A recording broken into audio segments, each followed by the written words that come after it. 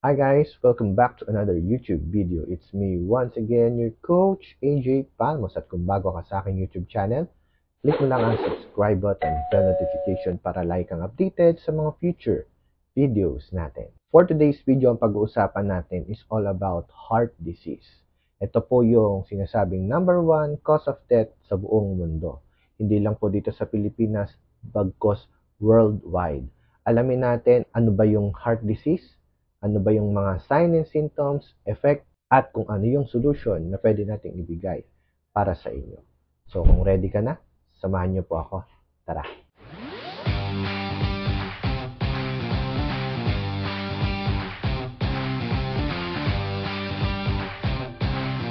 Again, disclaimer lamang po sa mga manonood. Ito pong mga ituturo ko sa inyo is based sa aking personal experience at personal practice.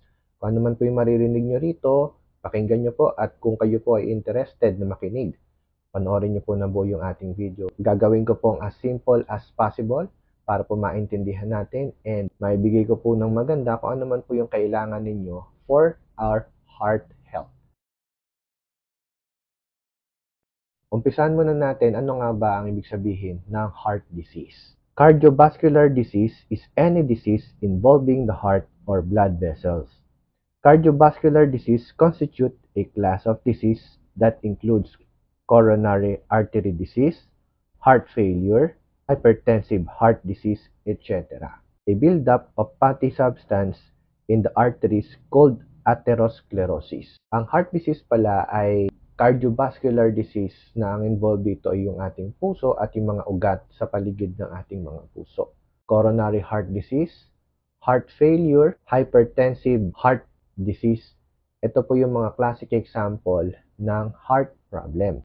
Kung ikaw or may kakilala ka na may hypertension or may maintenance drugs sa heart, included po kayo sa ganitong klaseng sakit. Yung atherosclerosis po, ito po yung pagkakaroon ng patch doon sa ugat ng ating mga puso. As simple as this, yung ugat po natin sa puso ay giging marupok. So, habang rumurupok po siya, nagkakaroon po siya ng mga bitak-bitak. Ang ating liver, which is our repair factor ng katawan, siya po yung nagpapadala ng cholesterol para po matakpan yung mga butas doon sa ating puso. Kaya po kumakapal. Kaya lang habang hindi po na-address yung quality ng ating artery, yung ugat, doon po lalong pakapal ng pakapal hanggang sa kumipot po yung ating ugat sa puso, kaya nagkakaroon po ng mga atake sa puso or heart failure. So para po ma-prevent natin yung ganon, kinakailangan po natin ayusin at malaman kung ano yung mga factors na to. Major cause of heart disease. Number 1 is unhealthy lifestyle. Common po yan, lahat ng sakit nanggagaling sa unhealthy lifestyle. Pangalawa is lack of exercise. Yung mga tipong klase ng tao na very minimal lang yung ating movement at wala tayong exercise, isa po itong factor. Number 3, obesity. Katulad po doon sa diabetes natin, major cause din po ng ating heart disease is obesity o yung sobrang bigat, sobrang timbang. Smoking and alcohol, yung mga taong mahilig sa bisyo, at yung too much stress. So, ang stress po, katulad doon nabanggit natin, doon sa video natin, kay Doc Willie Ong, isa rin po itong serious matter or problem na dapat nating i-address kasi pinapahina niya po yung ating mga organ sa katawan. At isa na po dito yung ating puso. Common signs and symptoms ng heart disease is number 1, chest pain. Yung parang naninikip yung iyong dibdib. Pangalawa is shortness of breathing. Dahil nga po sumisikip yung ating puso, nahihirapan din po yung ating baga or kinakapos tayo ng hininga. Number 3 is palpitation. Yung parang pakiramdam mo parang nagpapalpitate ka, bumibilis or lumalakas yung tibok ng puso mo. And number 4 is fatigue, yung sobrang pagod. Yan po yung mga basic signs and symptoms ng heart disease. Ano naman yung effect ng heart disease sa ating katawan? Number 1 is swelling of legs, ankle, and feet. Ito na po yung nagkakaroon na po tayo ng pamamanas sa ating lower part of the body. Nagsisimula po siya sa paa, sa ating mga binti, sa ating tuhod hanggang sa ating hita.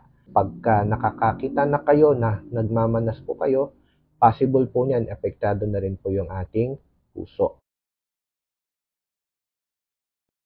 Ito yung mga simple and basic things para matulungan natin yung may mga heart problem. Number 1 is balanced food diet. Hindi po talaga nawawala sa aking lecture, especially sa aking coaching program, yung balanced diet. Dahil ang pagkain ang major source ng ating health. At yung pagkain din ang major source of our diseases.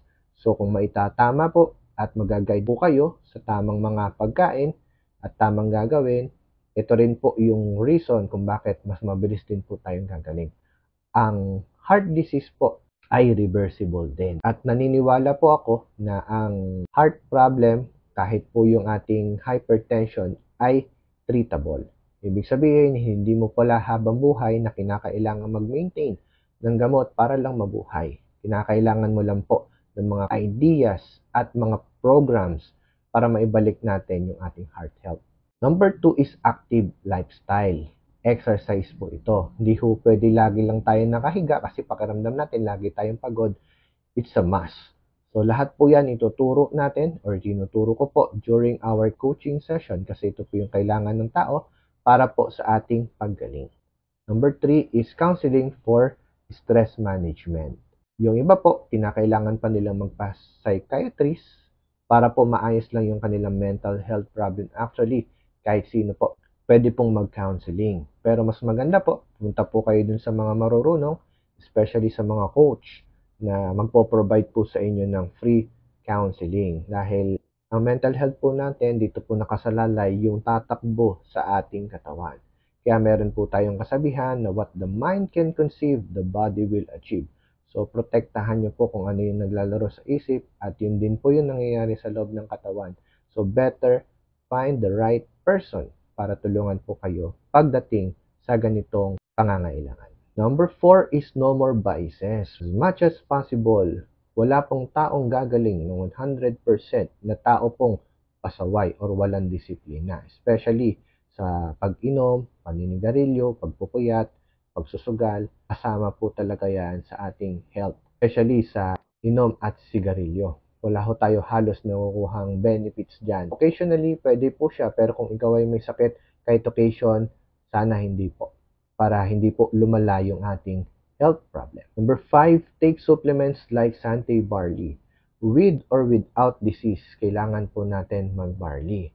It's a must kasi hindi natin nakukuha lahat ng sustansya or nutrients na kinakailangan natin from the food. We need to take extra nutrients. At best source po natin is the barley because ang ating barley po is certified pure organic barley from New Zealand. So kung gaano po kasustansya yung barley natin, ganun kasustansya po yung nakukuha natin sa loob ng katawan. At best po siya from kids to adult. And number 6 is discipline. Mahirap po na mag-alaga ang client na wala pong disiplina sa katawan or disiplina sa sarili. Marami na po akong na-handle ng mga client, but yung may mga problem when it comes to discipline, sila po yung mga least na gumagaling.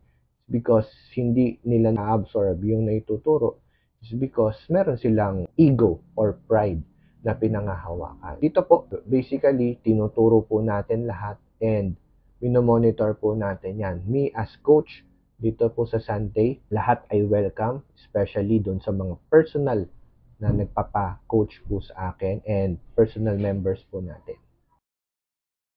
Thank you for watching this video. I hope meron po kayo natutunan about barley for heart disease. Huwag niyo pong kalimutan na mag-like.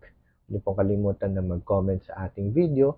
Pwede niyo pong i-share yung ating video para po makatulong kung meron pong mga kakilalang kinakailangan ng barley. Huwag lamang pong i-re-upload. At huwag niyo pong kalimutan na mag-subscribe dito sa ating YouTube channel. Para naman po sa mga interested, pwede po kayo mag-comment sa ating video. Magbibigay po ako ng link pag po kayo ay nag-comment para personal ko po kayo ma-assist sa aking personal messenger. Dahil ang approach ko po is personal assistance bawat isang client. At ito po ay for free.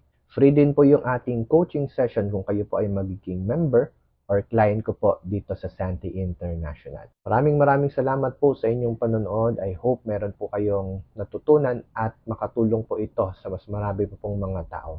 Kung meron pa po kayong mga ideas na gusto nyo pong gawan natin ng content, feel free to comment down below and susubukan po natin if ever na kailangan po natin ng ganyang klaseng video para po sa inyong mga viewers. Maraming salamat po sa inyong panonood. Once again, my name is Coach AJ Palmos and see us again on our next video. To God be the glory. Bye-bye.